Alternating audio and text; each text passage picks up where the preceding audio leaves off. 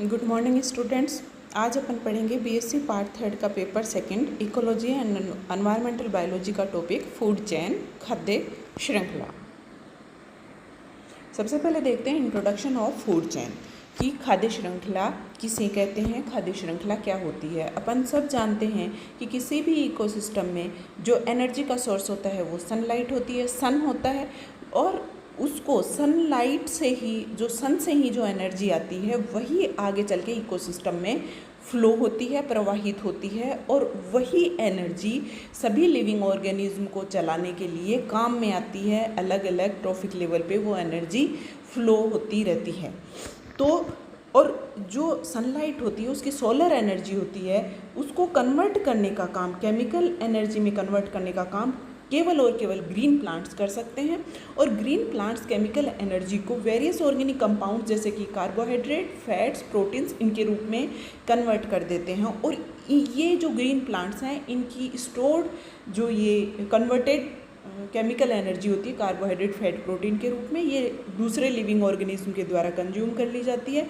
और इस तरह से जैसे कि ग्रीन प्लांट्स हैं वो प्रोड्यूसर्स होते हैं, उनको हर्बीवोर्स होते हैं, शाकाहारी जो होते हैं, फर्स्ट कंज्यूमर जो होते हैं वो कंज्यूम कर लेते हैं, और हर्बीवोर्स को फिर कार्निवोर्स या सेकंड कंज्यूमर या फर्स्ट कार्निवोर कंज्यूम कर लेते हैं। और वो फिर उनको आगे ऊपर वाले ट्रॉफिक लेवल के जो भी कार्निवोर है या टॉप कंज्यूमर है वो उनको कंज्यूम कर लेते हैं। इस तरह से जो एनर्जी है वो एक ट्रॉफिक लेवल से दूसरे ट्रॉफिक लेवल और उससे आगे ट्रॉफिक लेवल पे प्रवाहित होती रहती है। एक चेन का निर्माण हो जाता है।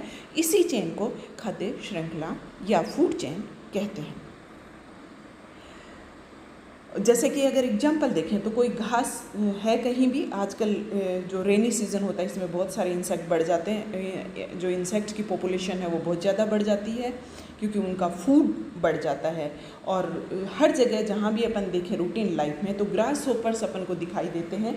और ये ग्रास होपर्स जो होते हैं ये घास को खाते हैं। और ग्रास होपर्स को बहुत सारे जो इंसेक्टिवोरस बर्ड्स होते हैं जो कि तुम अपनी डेली लाइफ में देखते हो, जैसे कि बुलबुल होती है वो इंसेक्टिवोरस होती है, इंडियन चैट होती है वो इंसेक्टिवोरस होती है, टेलर बर्ड होती है इंसेक्टिवोरस होती है, और बहुत सारी लिजार्ड होते हैं वो भी, फ्रॉग होते हैं वो भी इंसेक्ट्स को खाते हैं। इस तरह से वो आगे चला जाता है और फिर उनको जो टॉप कंज्यूमर होगा वो कंज्यूम कर लेगा। इस तरह से एक चेन का फॉर्मेशन हो जाता है।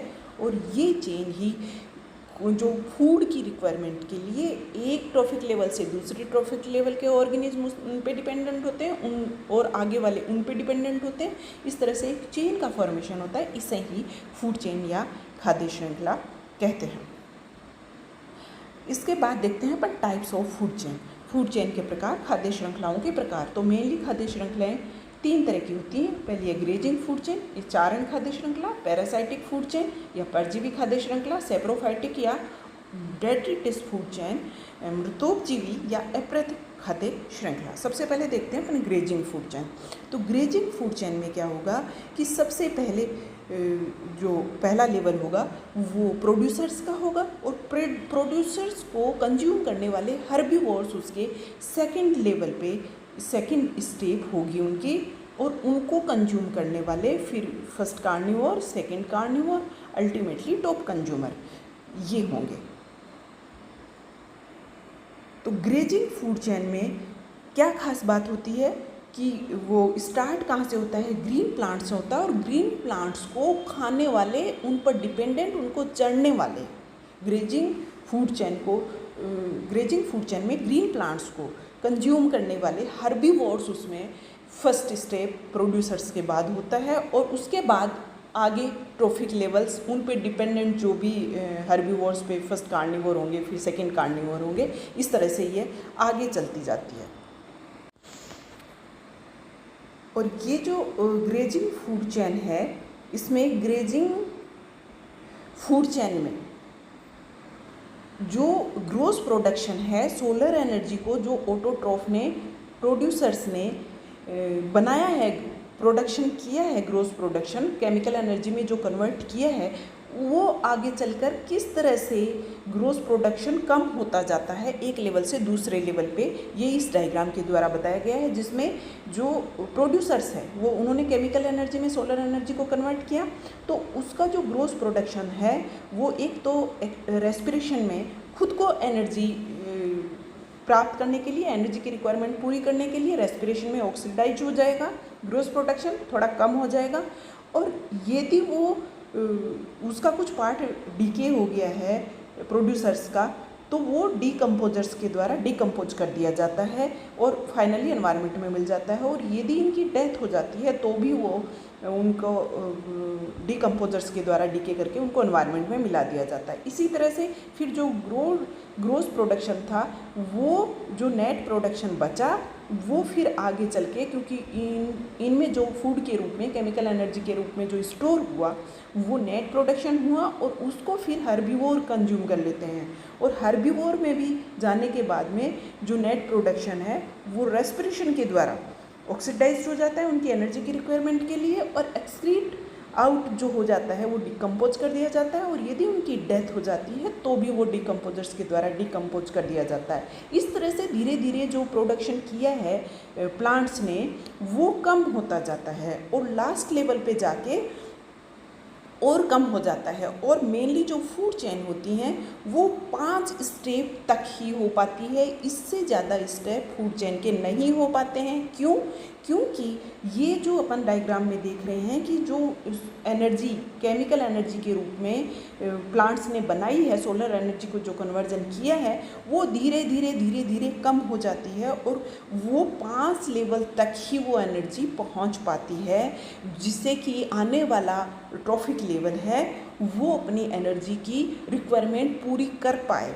एनर्जी के हिसाब से उसकी जो क्वालिटी है वो मिनिमम पे आ जाती है और उसके बाद आगे एनर्जी का जो रिक्वायरमेंट है वो आगे वाले लेवल पे पूरी नहीं हो सकती। इसलिए जो फूड चेन्स हैं वो 5 स्टेप से ज़्यादा की नहीं हो पाती हैं। अगर अपन की पॉइंट्स देखें ग्रेजिंग फूड चेन के, तो पहली चीज़ तो ये कि इसे प्रीडेटरी फूड चेन भी कहते हैं।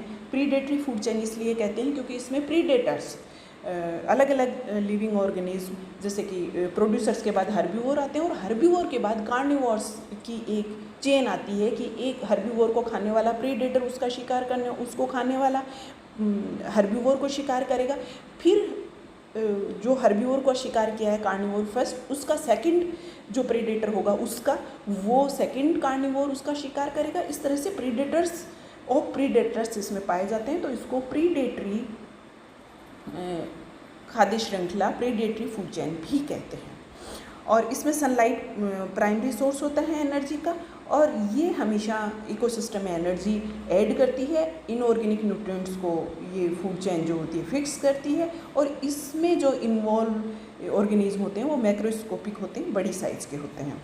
अगर अपन एग्जाम्पल इसके देखें तो एग्जाम्पल्स अपन रूटीन लाइफ में देखते रहते हैं, घास को खाने वाले रैबिट्स, डियर, और उसको खाने वाले फिर फॉक्स भी हो सकता है, लाइन भी हो सकता है। और अगर एक्वेटिक अपन एग्जांपल देखें तो फाइटोप्लैंक्टन, जिनको जू प्लैंक्टन खाते हैं, उनको फिर स्मॉल फिशेज और उनको फिर बड़ी फिशेज खाती हैं। इस तरह से ग्रेजिंग फूड चेन है उसके एग्जांपल्स होते हैं। सेकंड में अपन देखते हैं पैरासाइटिक फूड चेन।